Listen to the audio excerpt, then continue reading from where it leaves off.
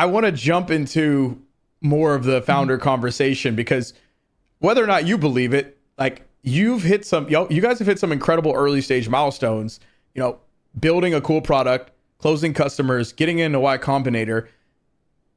If you had to give advice to a founder that is looking to do something revolutionary in healthcare and they're thinking, I have this very cushy job, I don't know if I should leave, I'm on the fence.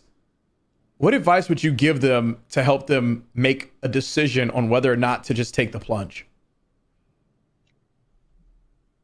You only live once. That's what I tell myself. You only live once. You only have this because you only have this chance everyone has only one chance in their life to decide whether they can actually do something for themselves. Yeah. And at the time, when I was deciding between being a founder versus a physician,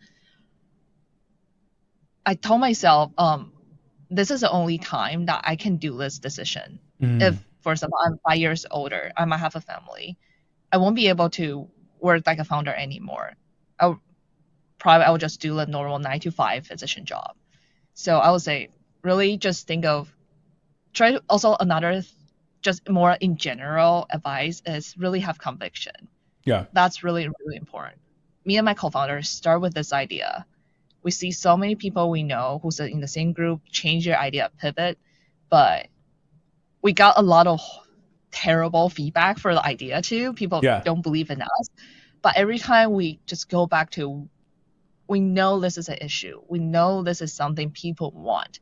Regardless of what other people think or what other people believe in, we still have conviction in this idea. And then we know we're going to make it.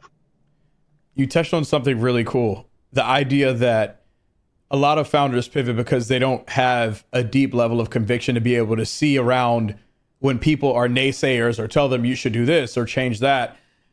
Do you think that that could be a byproduct of not having enough lived experiences?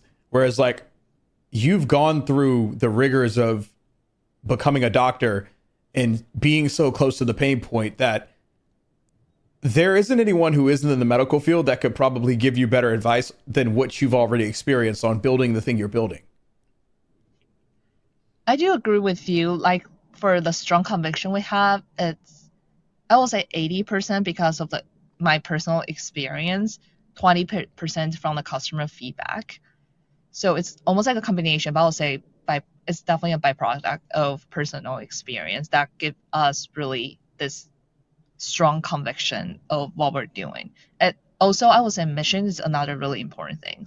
Really think about, for any founders, really think about what make you angry at night, what make you like wake up every day, motivate you to keep building, keep going. That's really important. You're dropping gems. My last question in the startup advice category is, you said you're non-technical, which is like, it's funny because like you're technical at the same time because of your medical skills. But what would be your advice in finding a co-founder, as someone who, I'm guessing your co-founder is the CTO and he crushes it in that category, but like, what was that experience like for you and how did you and your co-founder meet? So we met actually through my sister because my sister also went to Berkeley, and we met about like 4 to 5 years ago. I actually start a different startup called MedX. They're in medical school, and he was our software engineering consultant. And I would say the best advice is really work with someone who you can have really good communication style. Yeah, for one of the biggest, what attracted me toward my co-founder is we have great communication style. We're both very straightforward, no BS people. If we don't like it, we don't like it. We will let each other know immediately. So there's never like any resentment, never holding back. Just if we like this, we will tell each other. And we're so grateful for each other a lot as well. So I think that's really, really helpful to build that co-founder relationship. That's dope. So when you had the idea, did you have to pitch him on it? Actually not as much because he grew up in the US, but his mom is a pulmonologist from Russia, and he actually he saw the kind of similar issue for his mom as well. Oh, that's got to be the best when you and your co-founder are just like so aligned with the problem to the point to where it's like, yeah, we know exactly what we're going after. Like, that's a really good synergy to have.